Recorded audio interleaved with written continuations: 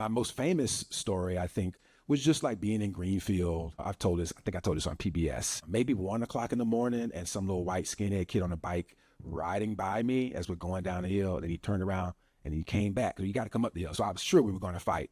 And then he stopped and he was like, "You the poet?" And then he rode on. And it was in Greenfield, if you know what that means. So I'm just sort of saying that was a huge thing for me. And it was a thing that I talked about for many years about like not what a poet is, but what people who like poetry look like. How about that? Which would be a more interesting thing. What were the early days of your Pittsburgh experience like for you in terms of developing your set of influences? I'm so glad you asked that, because I say this when I'm traveling. I just became a poet here. I was not a poet where I grew up.